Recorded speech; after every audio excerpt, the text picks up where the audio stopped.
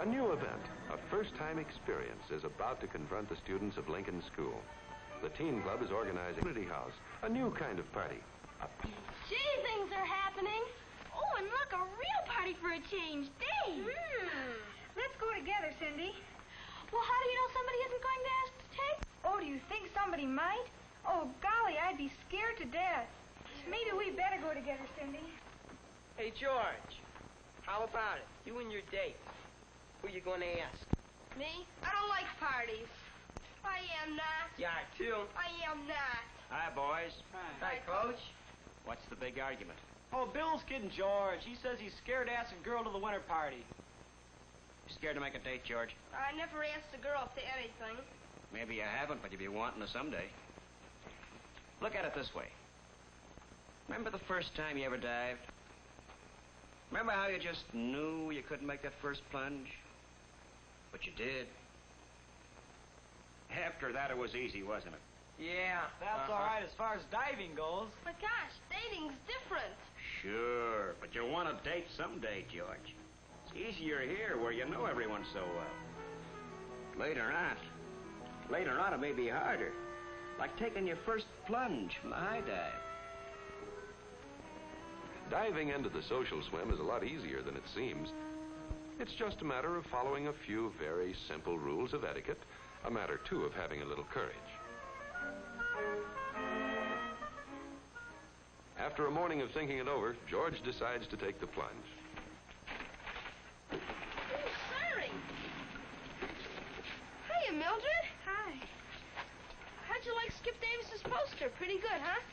Yeah, pretty good. Ought to be a nice party, maybe with a floor show and all. Yeah, sure will. Would you like to go? Huh? I mean, would you like to go to the party? You mean with you? Why, I guess so. That'd be okay. Sure. I'll have to ask at home, of course. Okay, I'll check with you at school tomorrow. Fine. Bye. Bye. George did make the date. Awkward, maybe, but the date is made. Here's Bill ready to make the plunge. Let's see how well he does it.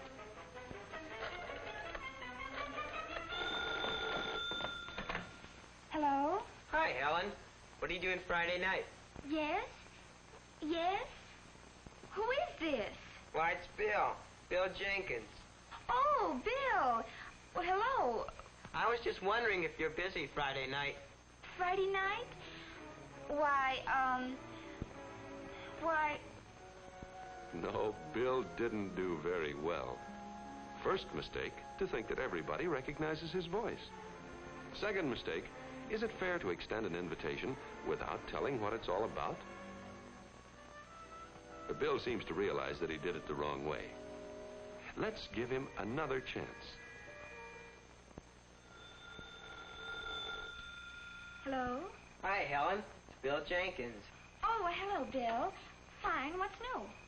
Say, the teen club's giving a party in the community house Friday night. Would you like to go with me? Oh, gee, thanks. That sounds like a lot of fun. Yes? Oh, I don't know. Did you know whether or not Barbara's going? I suppose so.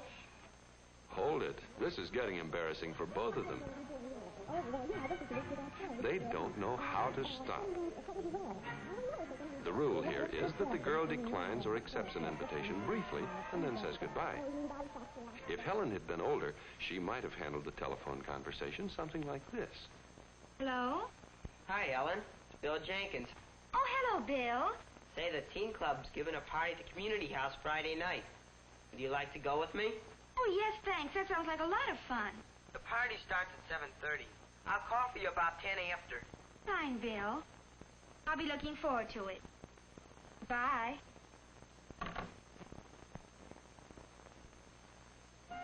Well, here it is, the dance night. Bill is well groomed. That's the first step. His next problem is what to say when he gets to Helen's door. Bill wonders who's going to open the door. How do you do? I'm Bill Jenkins. I've come to call for Helen. Oh, yes. How do you do? Nice We've start. been expecting you. Now let's do it again, and suppose that Helen had opened the door. Hi, Helen. Gee, you look nice. Well, thank you. Do you like my new dress? Yeah. Well, come on in. That was a natural. Any honest compliment is tops in date etiquette. Bill, this is my mother. Helen slipped up on her introduction. The rule here is the younger person is always presented to the older person. Try it again, Helen.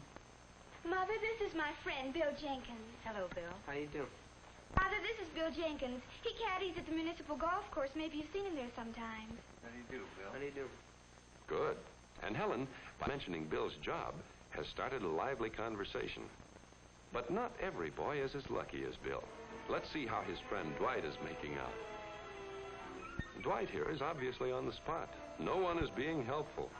What do you talk about in a situation like this, he wonders? The weather? Pictures on the wall? What?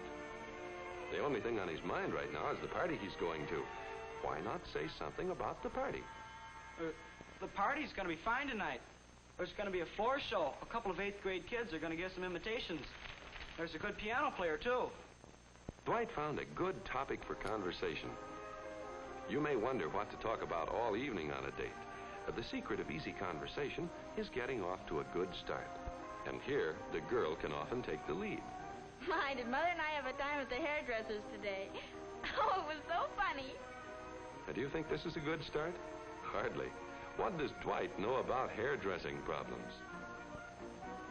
Now, here's a good way of selecting subjects for conversation. George is thinking about them beforehand.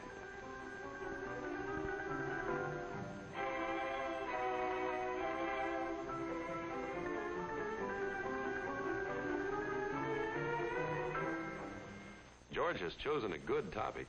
It seems that Mildred enjoys telling about her new puppy. Here they are at the party.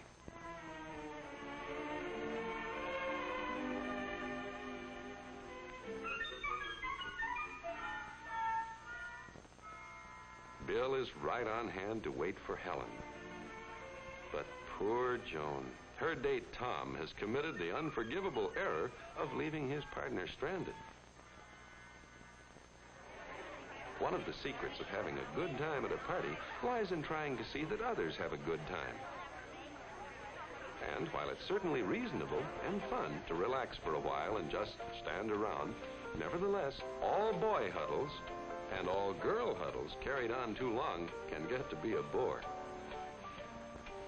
Crossing that wide dance floor and asking a girl to dance can seem frightening, but then so did that first dive.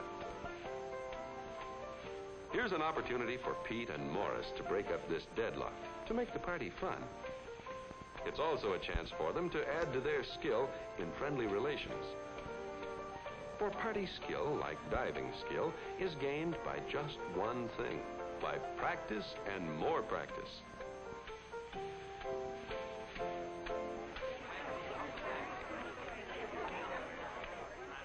An efficient committee helps to make a party a success by thinking of those who are interested in other things than dancing.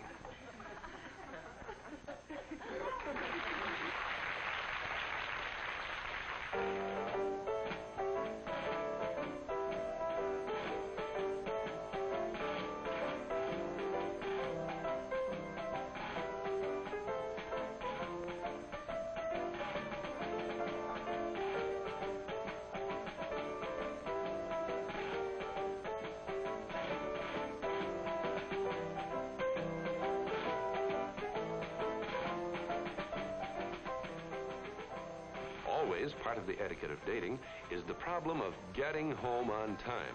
This is the responsibility of both boys and girls alike.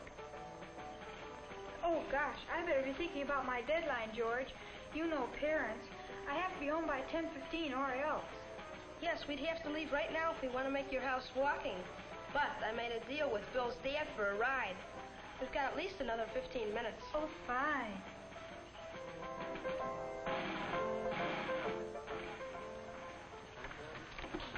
Good night, Mr. Jenkins, and thanks for the lift.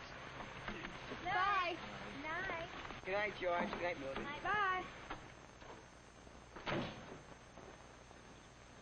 George sees Mildred right to her door. Mildred remembers to express her appreciation. Gosh, thanks a lot, George. I had a wonderful time. Okay, I enjoyed very much, too. See you in school. Okay, good night. Night. And George remembers to wait until she's safely inside. And so, George's first plunge into the social swim comes to a successful end. It wasn't too difficult. All it required was a little courage and following a few simple rules of etiquette. Rules which are based on just one thing: consideration for the feelings of others. Politeness comes naturally when we are considerate. Lack of consideration can spoil our partner's good time. Planning things in advance can be a wise move, too, whether it has to do with what to talk about or when to go home. By following these simple rules, all dating can be fun.